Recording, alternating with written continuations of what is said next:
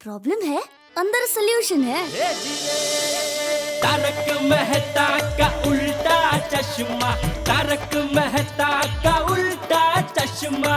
तारक भाई, बच्चे खेलते हैं क्रिकेट, रोज खिड़कियों के कांच टूट जाते हैं। कांच फोड़े ऐसे प्लेयर्स रिकॉर्ड तोड़ जाते हैं। खेलो बच्चों। तारक मेहता का उल्टा चश्मा, तारक मेहता का उल्टा चश्मा। काम दिन रात करवाती मेरी सास मुझे रोज सताती है। ठीक से साफ कर। अरे दिल में प्रेम हो तो सास माँ बन जाती है। अच्छा, बहू सास माँ। प्रॉब्लम्स तो है सबके साथ, बस नजरिए की है बात। तारक मेहता का उल्टा चश्मा, तारक मेहता का उल्टा चश्मा। तारक मेहता का उल्टा चश्मा। थैंक यू, लेकिन मैं आपका खाना नहीं खा पाऊंगी। हाँ? पर क्यों? वो आज हमारे लिए टप्पू के पापा ने खाना बनाया है।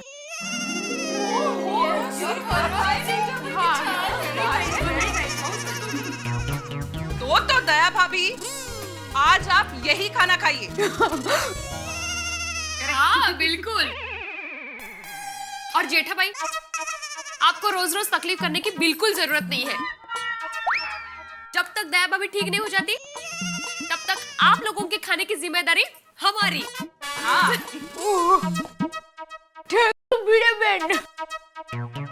और हाँ दया भाभी, आपको कोई भी काम हो ना, मुझे फोन कर दीजिए।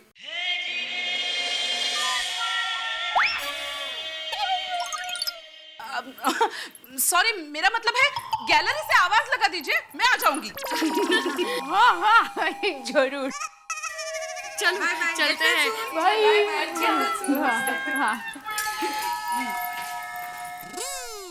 हमारे पड़ोसी कितने अच्छे हैं। हाँ, मैं तो कहता हूँ भगवान सबको ऐसे पड़ोसी दे। नहीं लीजिए ना बाबूजी, लीजिए। ला भाई ला, भिंडी की सब्जी बनाई है। आपको और दया को पसंद है ना, इसके लिए।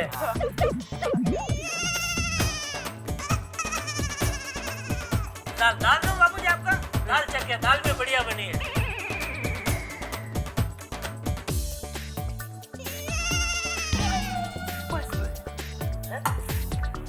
ला।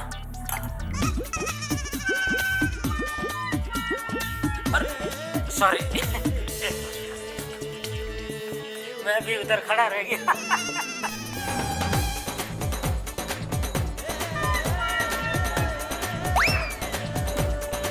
अरे वाह जेठिया, खाना तो तूने एकदम खाने लायक बनाया है।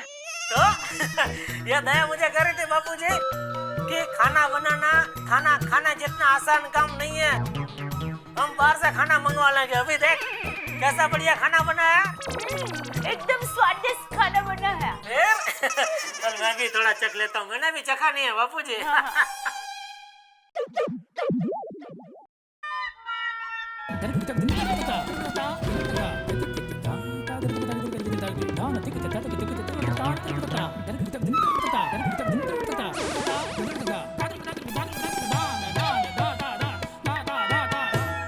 सॉरी। अरे क्या सॉरी है, मजेदार खाना बना है।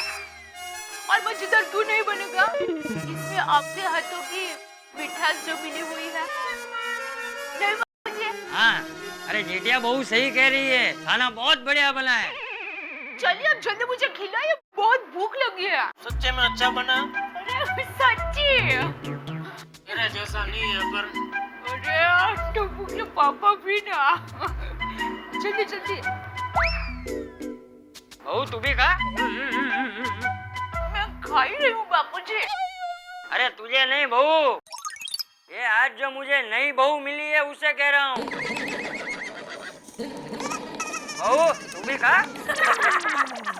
ये दया बहू को खाना खिलाकर मैं भी खाती हूँ बापूजी।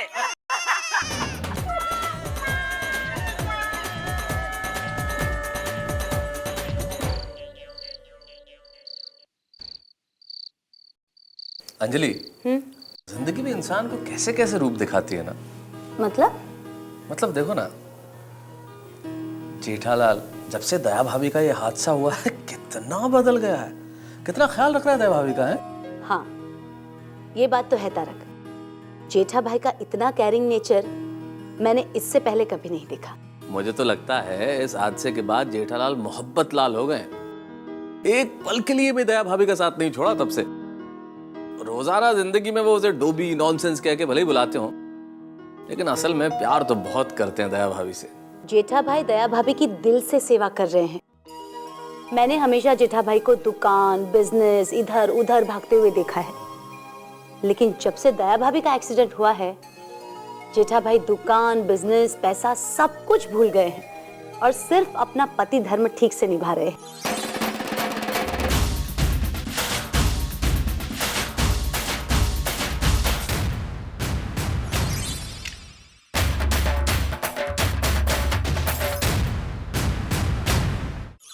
वैसे अंजलि एक बात तो है, बच्चे कितने ही शरारती हो, जब माँ को कष्ट में देखते हैं तो उनकी शरारतें अपने आप बंद हो जाती हैं। अब देखो ना, टप्पू वैसे कितना ही शरारती हो, लेकिन दया भाभी का कितना ख्याल रखा उसने।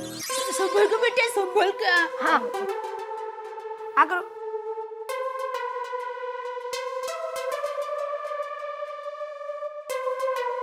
सब संभल के बेटा, ज्यादा ना कट जाए। ज्यादा कट जाता तो फिर और लगता। अरे वाह वाह बेटा। लेकिन मुझे ज्यादा खुशी होती है गोकुल धाम के निवासियों को देख के। इन्हें देख के लगता ही नहीं कि ये परिवार नहीं है। एक का दुख सबका दुख, एक का सुख सबका सुख। अब देखो ना, दया भाभी अच्छी हो जाए, दया भाभी जल्दी ठीक हो जाए, इस चीज को लेके भिड़े और माधवी भाभी ने नंगे पैर गणपति बप्पा के मंदिर में जाने की मन्नत मांगी है ना एक परिवार।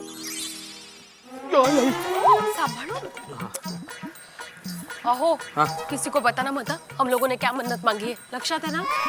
25 माधवी, 25। काय 25? 25 बार बोल चुकी हो तुम मुझे कि किसी को मत बताना, किसी को मत बताना। मैं किसको बताने वाला हूँ? वही मैं पूछ रही हूँ कि ध्यान में है ना? हाँ हाँ, ध्यान में है मेरे। चलो अभी। लक्षात ठेवा। ओह, गुड मॉर्निंग एकमेव सेक्रेटरी साहब, माधवी भाभी। हाँ, सुबह सुबह तैयार होकर कहाँ जा रहे हैं? नहीं, कहीं नहीं जा रहे। तो फिर ये सुबह सुबह सोसाइटी के कंपाउंड में नंगे पांव के एक्यूप्रेशर की एक्सरसाइज कर रहे हैं आप लोग? नहीं, कहीं नहीं जा रहे। चल ना माधवी। हाँ चल। अरे एक मिनट। ओ भाई भिड़े, एक तरफ बोल रहे हो कि कहीं नहीं जा रहे हैं, दूसरी तरफ माधवी भाभी को बोल रहे हो कि चल। क्या है ये सब? अरे वो तो ऐसे ही भाई, यही पूछ रहा हूँ कि ऐसे ही सुबह सुबह तैयार होकर नंगे पाँव कहाँ जा रहे हो? मंदिर जा रहे बाबा। अरे वाह, नंगे पाँव मंदिर। Very good very good. Thank you. इसका मतलब है कि नंगे पाँव यहाँ से मंदिर जाओगे, दर्शन करके लौटते वक्त वहाँ सारी जो चप्पलें पड़ी होंगी उसमें से अपनी पसंद की चप्पल पहनकर वापस आ जाओ। काय बोलता है पोपट भाऊजी? अरे नहीं माधवी भाभी, मैं मजाक कर रहा हूँ। ये इतनी देर से बता ही नहीं रहा है कि कहाँ जा रहा है और क्यों जा रहा है। अरे हम दोनों ने मन्नत मांगी थी कि बोलू दे मला कि जब भी दया भाभी ठीक होकर घर पे आ जाएगी, हम दोनों साथ में नंगे पाँव गणपति बापा के दर्शन करने मंदिर में जाएंगे। बोलला झाला आत्मा शांत? झाला शांत? समझ गए? हाँ समझ गया भाई, समझ गया। बहुत अच्छा विचार है भाई। इस नेक काम में मैं भी आप लोगों का साथ देना चाहता हूँ। चल सकता हूँ? अप्रतिम, शुभ से शीघ्रम। चलो चलो चलो भाई चलो। लेकिन ये चप्पल तो उतारो। अरे हाँ चप्पल। अरे भिड़े, ये चप्पल मैं यहाँ उतार सकता हूँ? तुम्हारी चप्पल है, कहीं भी उतारो, मुझे क्यों पूछ रहे हो? नहीं भाई, तुम सोसाइटी के सेक्रेटरी हो, यहाँ की हर चीज की जिम्मेदारी तुम्हारी है। चप्पल चोरी हुए तो पैसे तुमसे लूंगा। काय बोलते हो? हाँ भाई, मजाक कर रहा हूँ, तुम भी कमाल हो। मैंने मना किया था ना, वो फिर भी आ गया। अरे चलो भाई चलो। क्या यूं क्यों रुके हो भाई? चलो। अंजलि, जब भी कोई हादसा होता है ना तो बहुत खराब लगता है, लेकिन कहते हैं ना कि हर चीज में भगवान की कुछ ना कुछ मर्जी तो होती ही है। इस हादसे ने भी एक काम तो अच्छा किया, इस घटना के बाद जेठालाल और दया भाभी कितने करीब आ गए। हाँ तारक। और असल में ऐसे ही वक्त में जीवन साथी के साथ का और सच्चे प्यार का पता चलता है। अंजलि, टप्पू के पापा थैंक यू। थैंक यू क्यों? अब मुझे गार्डन में लेके आया ना, उसमें थैंक यू क्या दया? अरे बहुत अच्छा लग रहा है। कितने दिनों के बाद घर से बाहर निकली हूँ। घर में बैठा बैठा बोर हो गई थी। अभी बस 2-4 दिन की तो बात है दया। 2-4 दिन बाद तेरा ऐसा पटा पिंडी निकल जाएगा। हाँ, एक बात कहूँ टप्पू के पापा? हाँ बोलना।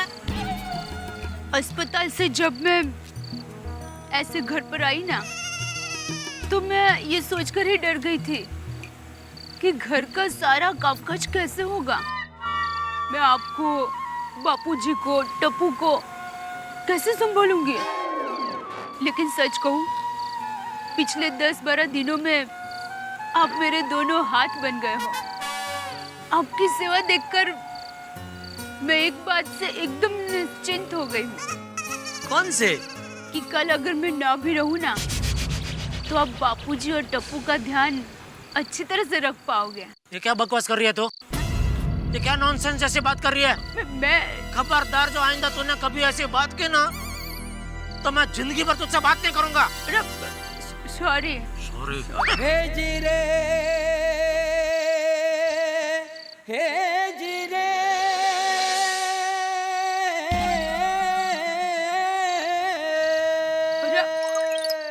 अब तो नाराज हो गए। सॉरी बाबा, बस आज से कभी भी ऐसी बात नहीं करूंगी। माफ कर दीजिए ना। Please, request, once and not, I love you. हे जीरे, I love you. You love you?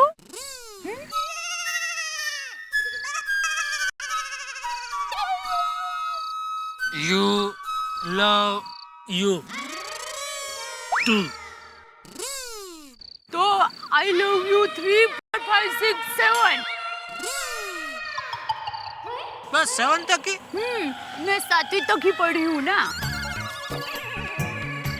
अरे मारो डोपू, अगर ऐसी बात है हाँ। तो I love you 8, 9, 10. मैं 10वीं तक के पढ़ा हूँ।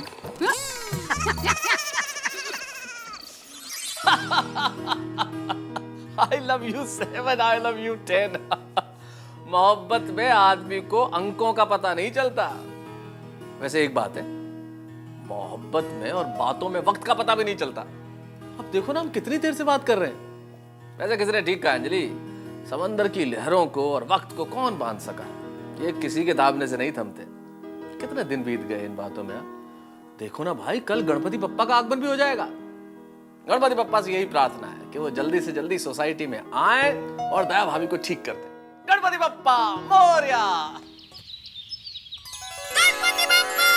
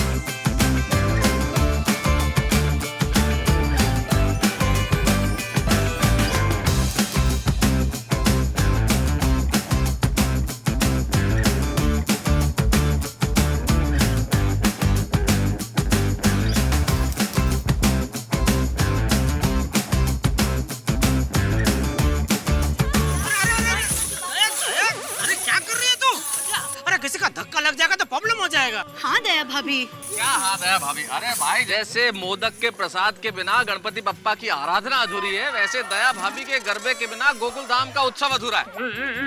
नाचने दो। क्या दया भाभी? हाँ, और आप भी क्या तारा?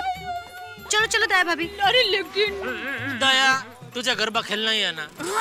तो तेरे हाथ ठीक हो जाने दे, फिर एक दिन मैं दुकान बंद करके पूरा दिन घर पे रहूंगा और हम दोनों मिलके पूरा दिन गरबा करेंगे बस। ठीक है, फिर अभी थोड़ा सा भी नहीं नाचूंगा। चलिए। गणपति बप्पा। 1 2 3 4 गणपति जय जय जयकार। 1 2 3 4 गणपति की जय जयकार। अरे चलो भाई, चलो आरती करते हैं। चलो चलो। हाँ चलो चलो चलो आरती करते चलो।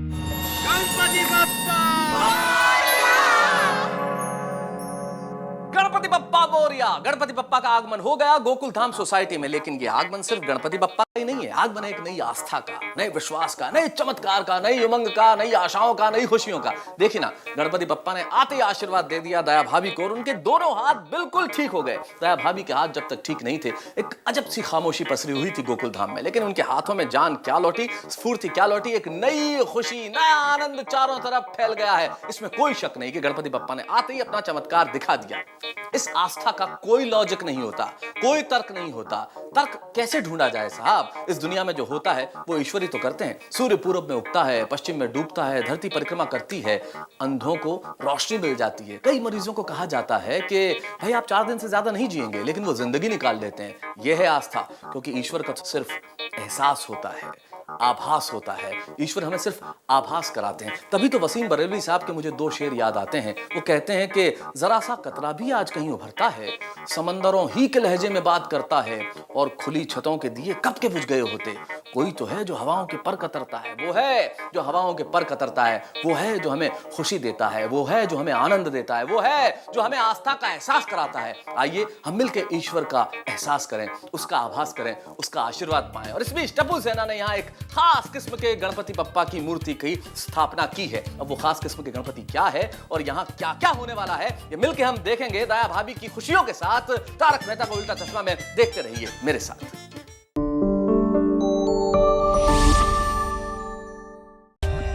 For more updates, subscribe to our channel, click the show links and enjoy watching the videos.